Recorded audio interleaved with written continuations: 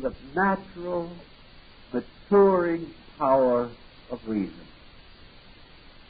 So we have in the completely reasonable person the classic archetypal fraternal image of the wise man. We have this wise man as the kindly grandfather, the man who belongs to the long livers, who has lived long and well, who has passed through all the moods and intranquilities of existence and come finally to a gentle and safe harbor, where he is at rest with life and with people and with things, with himself and with God. This type of peace arising from the full use of faculty rather than the denial of it.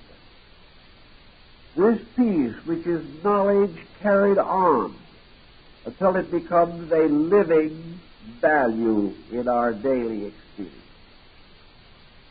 This, in a way, sets the situation for the theurgical achievement. For just as surely as in the Eastern religion it was necessary to renounce the unreal in order to attain reality, so in the Greek and classical system, man had to penetrate the unreal by the instruments of philosophy, to discover the true world that lay behind the appearances of things, and most of all, to discover this true world to be a natural marvel of beauty and truth.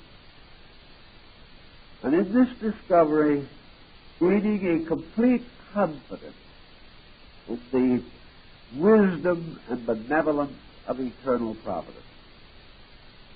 Having attained such levels, as Plotinus points out, the wise man ceases all unreasonable attitude.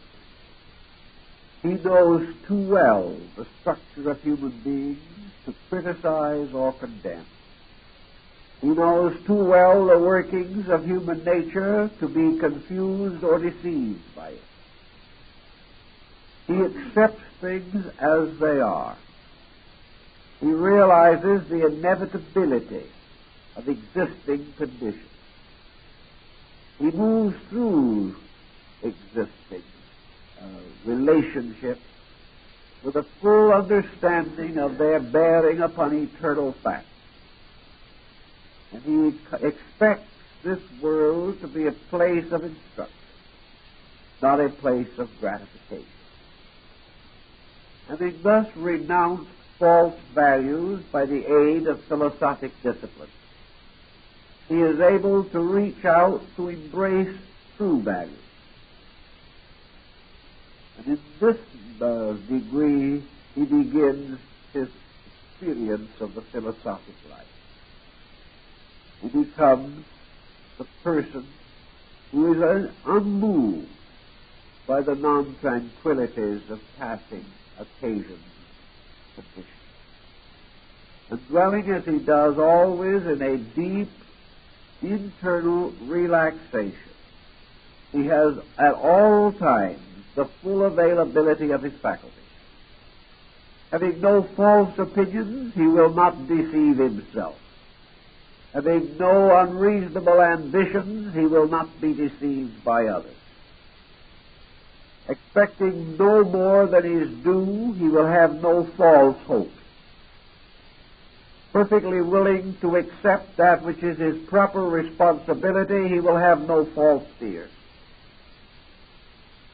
And as the Bhagavad Gita says in India, unmoved in pain and pleasure, this one is fitted for immortality.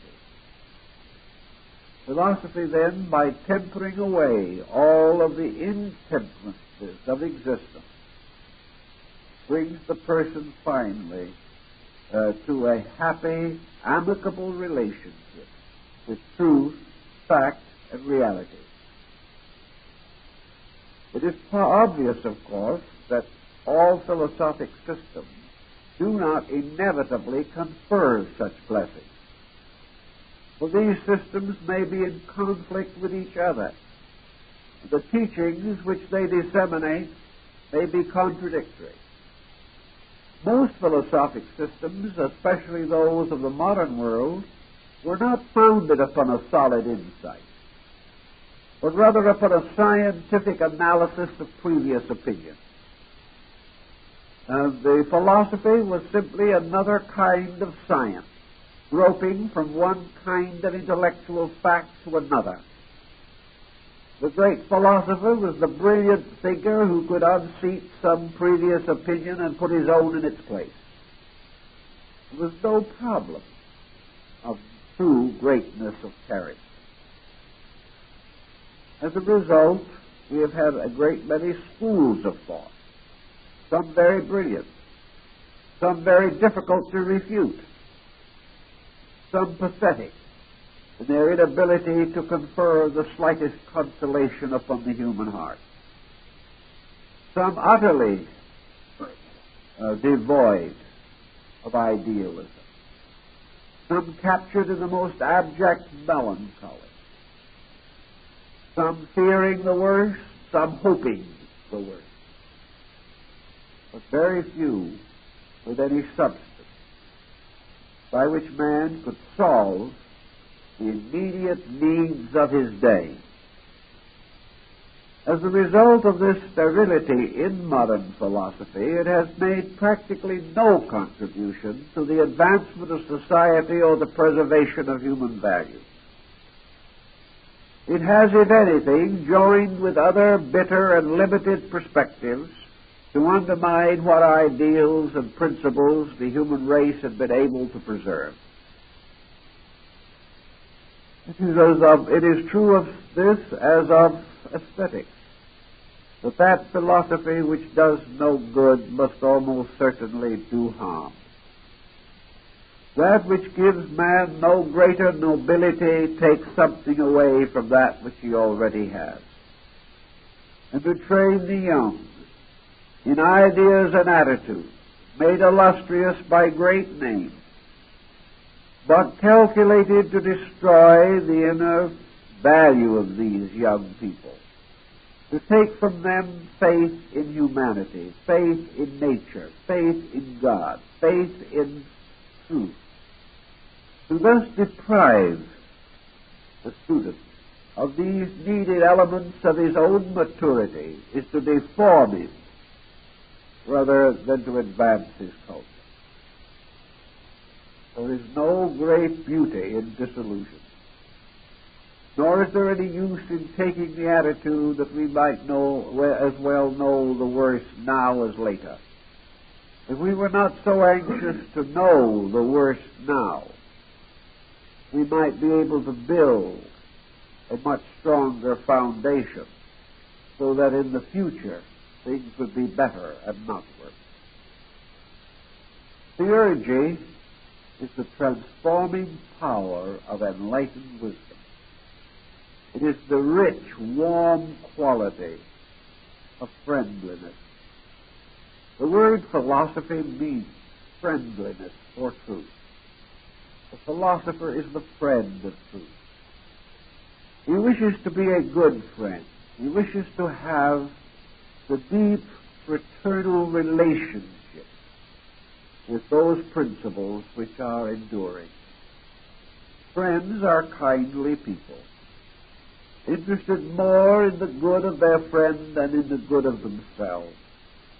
And in philosophy, the true philosopher is interested in the spreading and sharing of philosophic insight, rather than merely the winning of an argument or the establishment of himself as an authority on some particular school or some previous intellectual. In the Eastern world, we have some interesting thoughts about this. The responsibility of philosophy is always the responsibility of the teacher. The teacher-student relationship is almost inevitable. In the East, the student-teacher relationship is finally summarized in the concept of the bodhisattva. The Bodhisattva is the exalted soul in Buddhism that has renounced the attainment of the Paranirvana to return and instruct those who have not yet been emancipated from illusion. So the Bodhisattva becomes the teacher, the savior, the liberator, the enlightener. In all Buddhist literature, this point is clearly brought out, that even the Bodhisattva has to be extremely careful, lest his effort to serve others will swing back upon himself and cause him to strengthen the illusion of his own importance. If any individual believes that he becomes the instructor of others, he must also, to a measure, believe that he is valuable. And it is but a very little way between this recognition of self-value and a hopeless spiritual arrogance. And individuals who claim to be devoting their lives to the service of other people are actually profoundly enjoying the fact that they are able to influence other lives. Philosophy is not sound. Therefore, in philosophy, it is very important always to realize that we are the servants of something greater than ourselves, that our own satisfaction is not important. But the real important thing is that we are able in one way or another to share or communicate a condition of natural existence, which may be properly termed the philosophic life. If through our own conduct we are able to demonstrate that we have complete victory over the intemperances of our own natures, then in this way we become solid instructors of others.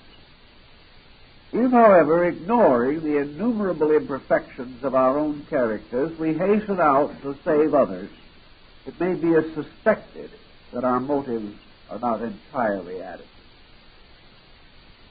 So in philosophy, the philosophic life has to be lived from the beginning to the end. Each step has to be taken with the patience, forbearance, and insight of the truly wise. And in the Neoplatonic system, following very largely the Platonic disciplines and the Pythagorean disciplines, a way was set out by means of which the philosopher could gradually recognize the developments of his own character. Philosophy began with a decision which only time could mature, a decision that was essentially a dedication. And whether the individual really recognized the value of his own decision at the time he made it, it's hard to say. But he lived in an age, at a time, when this decision was of value. But it was the decision of the noblest of his own people. And it was the decision of those whom he most respected, most admired. He had to formally and without equivocation or reservation within himself dedicate his own nature to the philosophic life. He had to assume within himself that from that time on his life belonged to truth rather than to his own nature. That his entire career must have as its primary objective the purification of his own nature. This did not mean that he had to reject all relationships with the common problems of living, but it did mean that he could no longer drift away or wander away into the bypaths which led to the forgetfulness of his primary purpose. From the time of this basic obligation, he changed the general perspective of his life. He realized that he lived in order to grow, that growth, unfoldment, revelation of the divine purpose through his own nature, this large concept must guide him and regulate his conduct. He lived truly, perhaps, in the biblical thought, not my will, but thine be done. He lived no longer just to do as he pleased, but to do that which was necessary in order that the divine plan should be advanced by his efforts. He became a truth seeker. He became a truth server. And only by these dedications could he ever ultimately attain the goal which all men are seeking.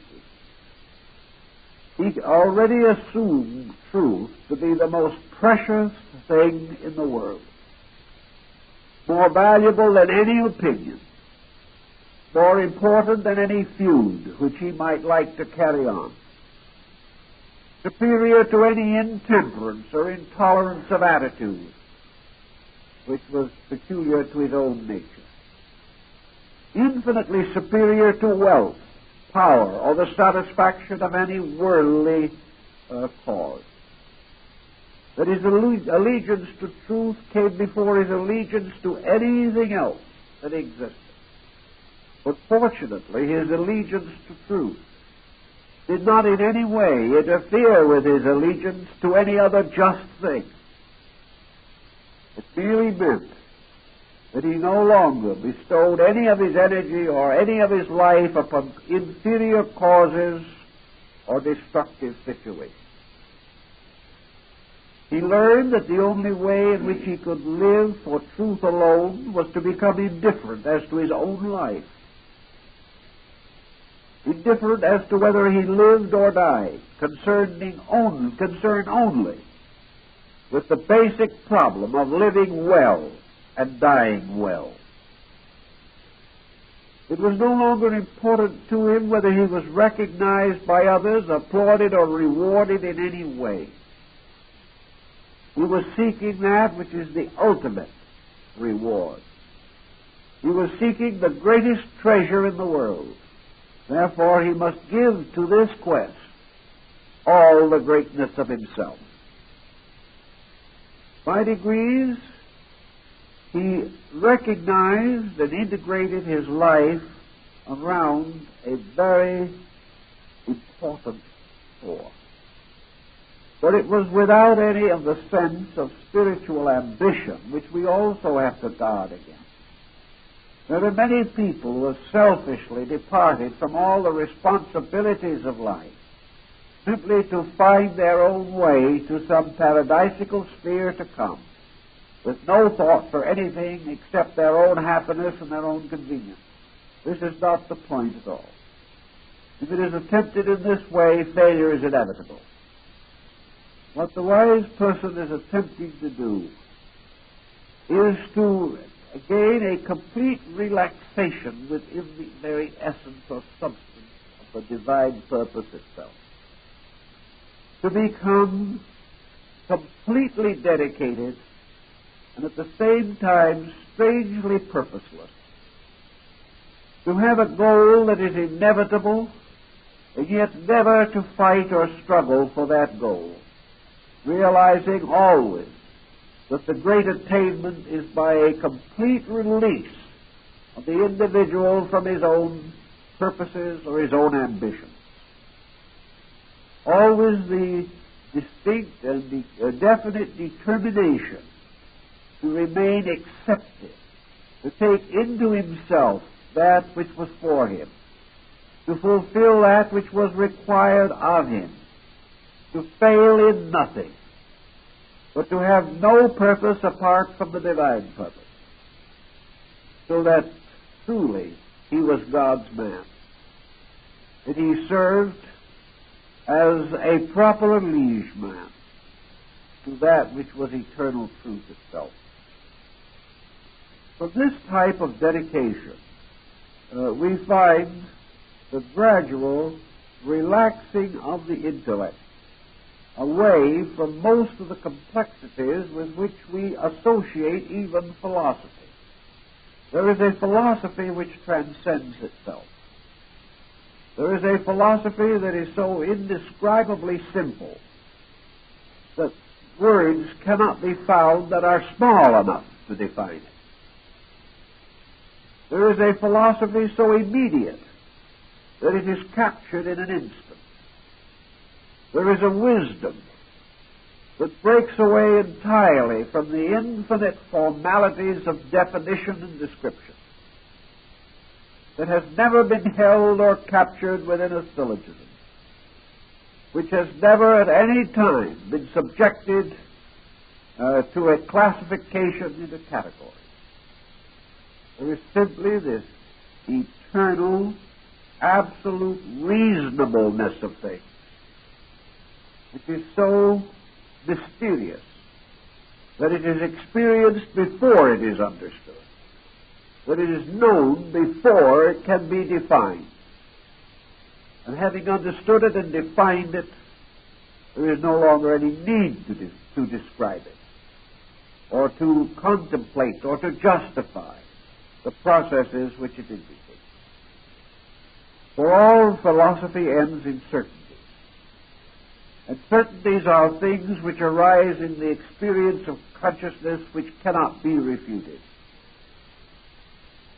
When man is faced with a certainty, there is a voice within him that says, this is certain. This cannot be changed. This is inevitable, immutable, immovable. These certainties come gradually to the individual. But they certainly arise when he transcends the common processes of the mind.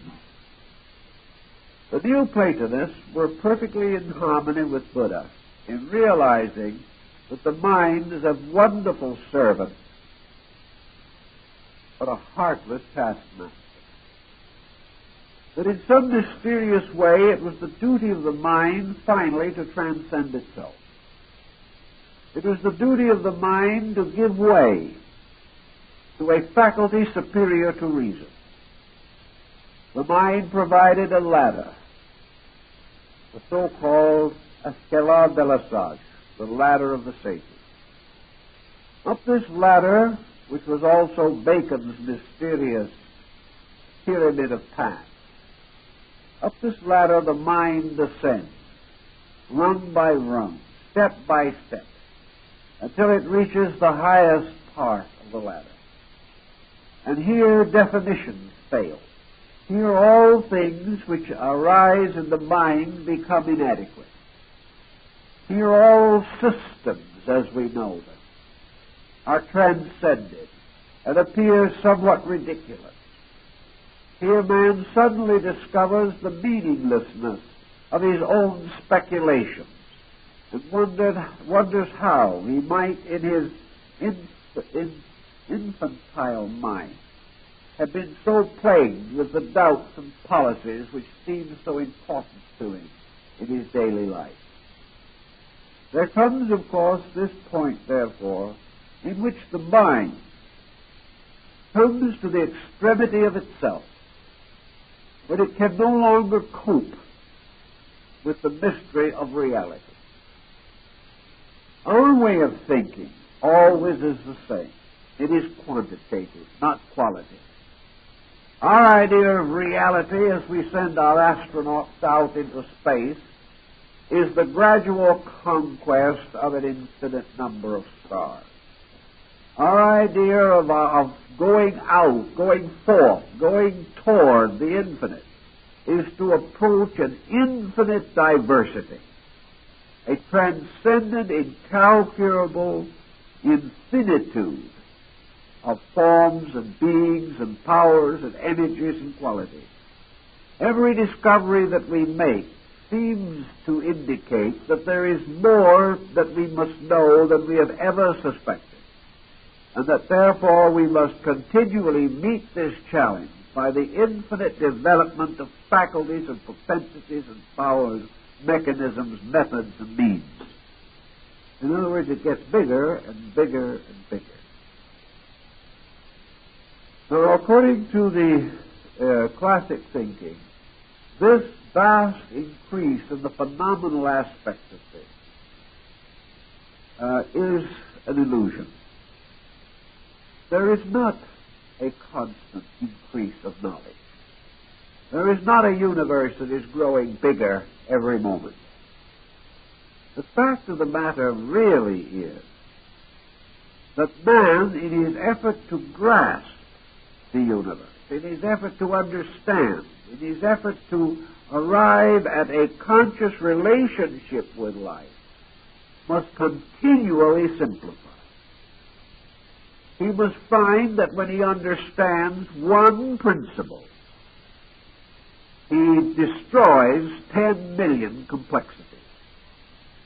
That when he discovers one law, he wipes out a cosmos of apparent accidents, circumstances, and mysteries that appear incomprehensible to him. As he goes further and further in his qualitative search for reality, reality becomes more and more simple.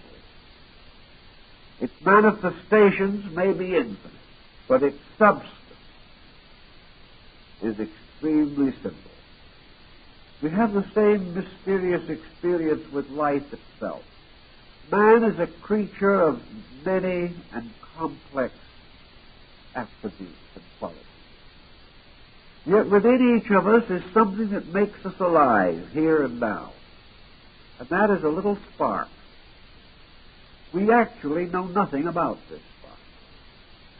We know that it can stand tremendous stress, that it may survive accidents and conditions which appear to be beyond the power of man to survive. And yet we know that this little spark may go out in sleep for no reason that we have any understanding of. That it can be blown out like the flame of a candle in an instant. Or it may struggle against the limitations of the flesh for 80 years. We know not what this thing is, but it is life. And it is one thing. And it is utter simplicity because it is utter life. And yet it sustains upon itself and by itself and within itself all the functions of the human body. So somewhere in space is reality. An absolutely simple flame. A tremendous thing that can be experienced, perhaps most perfectly by a child. Most perfectly by someone who has never been deluded or confused by the extravagances of learning. So men going out to conquer time and space are always conquered by it, and leave their own bones somewhere on the shores of the infinite ocean. The conquest of the unknown is this strange, mysterious, simple inner experience by which alone man can arrive at certainty. An experience of a moment, a mystical insight, an instance of silence in space, a moment of absolute rapport between the being and the infinite, and the discovery that this rapport is not man as a humble creature bowing before a vast magnificence, but a strange reaching out of life to life with an absolute intimacy, with a fraternity, with the simplest relationship of parent to child, or the deep and wonderful value of two lovers. It is not this strange, formidable thing we are forever fighting. So philosophy, through theurgy, tries to give us this experience, this wisdom that is beyond wisdom. It tells us some way that we must finally outgrow our own intelligence, outgrow our own mind. We must go through the process of the mind until it discovers for itself its own futility. For until then it can never get over its own insufferable arrogance.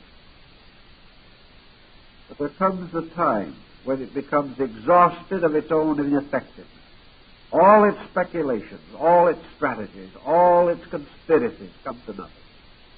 All its false knowledge and vain glory fails. And the individual who has mastered all the arts and sciences of the world kneels in helpless tears beside the crib of his own dying child, unable to do anything whatever. Life, therefore, has to have another answer to all this. It has to have the tremendous answer of the immediacy of the availability of pure life, of pure reality, of pure truth, of pure insight. This is Theurgy. This is this wonderful thing by which man penetrates not only the pretensions of others, but most of all his own pretensions. Suddenly discovering the true dimensions of his own wisdom and ignorance, and perceiving his true place in an eternal pattern of things. We have every reason to believe that in the advancing years of his life, Plato achieved this theurgic consciousness. We learn that as he grew older, his mind began to take less interest in the great profundities of thought which had once distinguished him. He was still the great philosopher, but through his greatness was coming a strange childlikeness.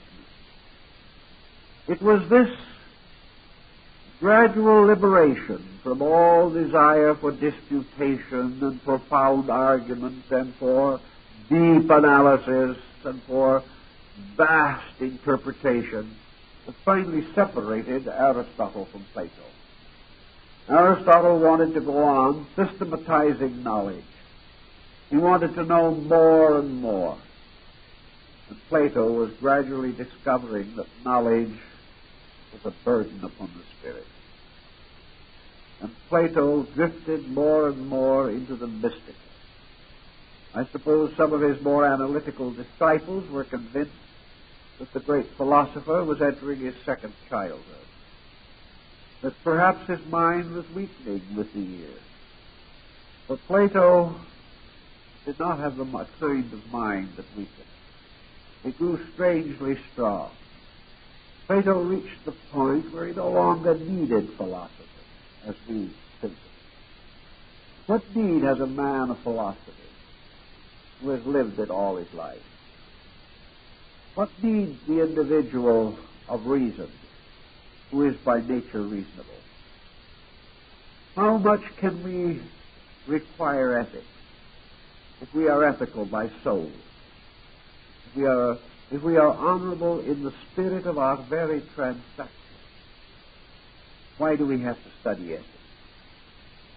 If everything that we think is filled with nobility and beauty, and we have cultivated the virtues as the simple adorations of principles, what need have we of ethics?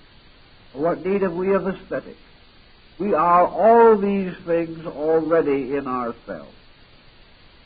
When by our own insight we have evaluated the mind in all its functions, when we know the true nature of our own thoughts and can intuitively interpret the thoughts of others, what need have we of psychology? We cannot be neurotic.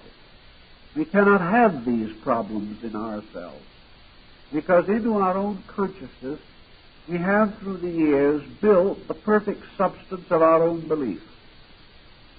And we have linked our belief so closely to our consciousness that there is no conflict in the subconscious nature of ourselves. What need has such a person of philosophy? He cannot attain it because he already is it. He is an embodiment of it. He does not have to go to school to study that which is his own very nature and substance. But having attained all of this, having come to the strange and wonderful tranquility and prophetic genius of the Platonic mind, Plato began to demonstrate something else. There began to appear in his nature and what some of his disciples, particularly his nephew Speusippus, called the loneliness of an old man. Plato was lonely. He had all this knowledge, but somehow his eyes drifted to the sunset. There was nothing more that he needed to know. There was nothing more that wisdom could teach him. Perhaps he was too tired to learn arts and sciences which were as yet but partially structured in his own day. But everything that was essential to him he already possessed. Yet he lacked something. He lacked freedom. Freedom from his own existence. He lacked that complete freedom of the bird that flies out into the sky. Plato wanted to go home. Plato wanted to be one with this universe, which he already understood.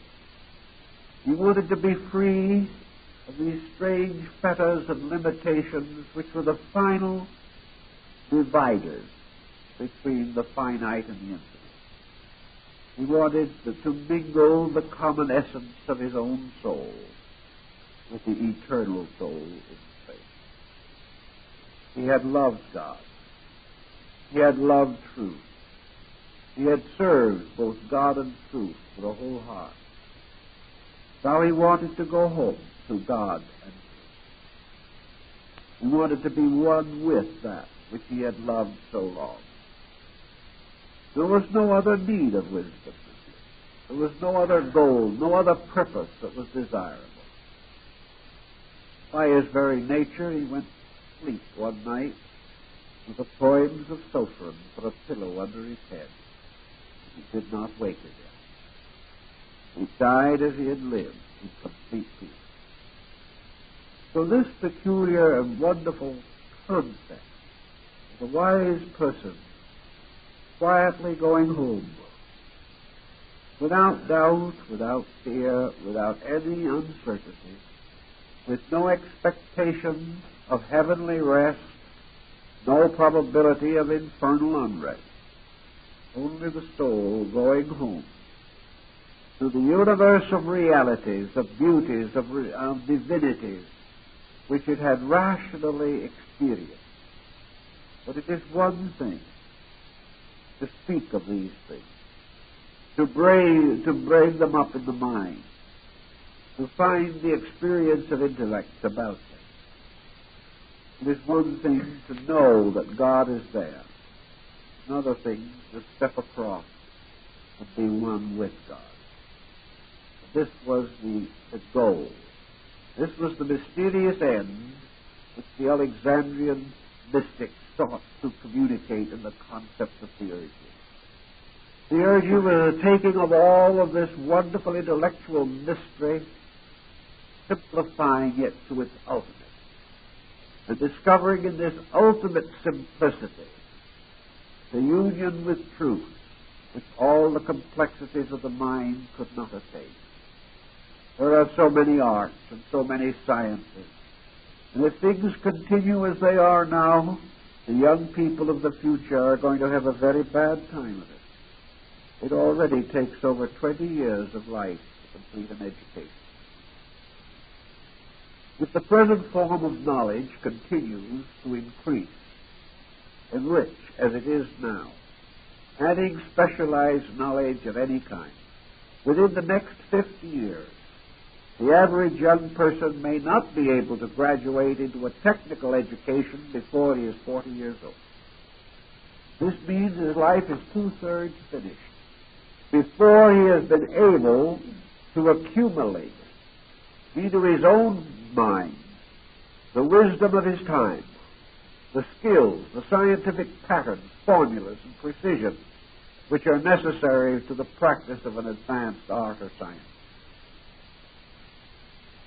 As we go on, the time will continually increase, until man, perhaps in the conquest of the theories of knowledge, will never live to practice. This is not nature's intent. This is not the ending.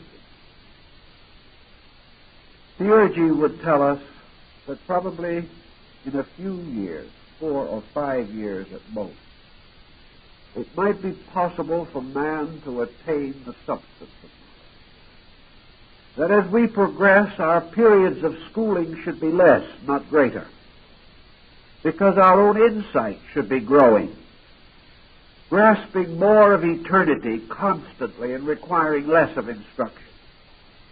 The individual today should be born with a knowledge that the past never possessed.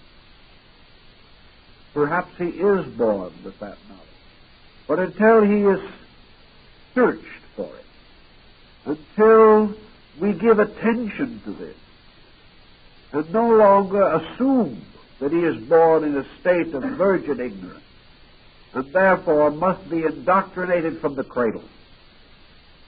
Perhaps if we took a different approach, we would discover that maybe man does not know the prominent and dominating opinions of this generation, but deep within him is a knowledge of the eternal values of the infinite itself.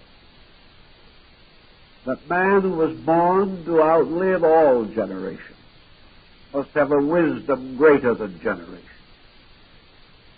And this is possible, and this is true. The search for these verities were the very substances of the Neoplatonic philosophy. That sometime man would be able to adjust his consciousness again with the infinite mind, and in that adjustment discover all that was real and quietly reject all that is unreal, recognizing that reality to be the possession of such knowledge as contributes to man's eternity, makes him greater than the ages, brings him inevitably into the full citizenship in eternity. All other knowledge is passive, but the knowledge which transcends knowledge, which may be termed the knowledge of knowledge, the wisdom of wisdom, is that which is discovered by penetrating all systems to find in their heart a living fact.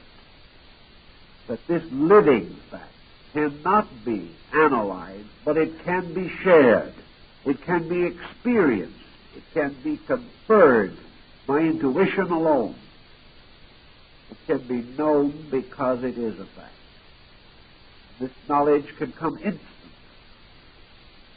whereas the knowledge of the consequences of this fact might require ages to accumulate. So theurgy is this instantaneous availability of the infinite, based, however, upon man's dedication to the qualification of his own nature for the experience of truth to occur within himself.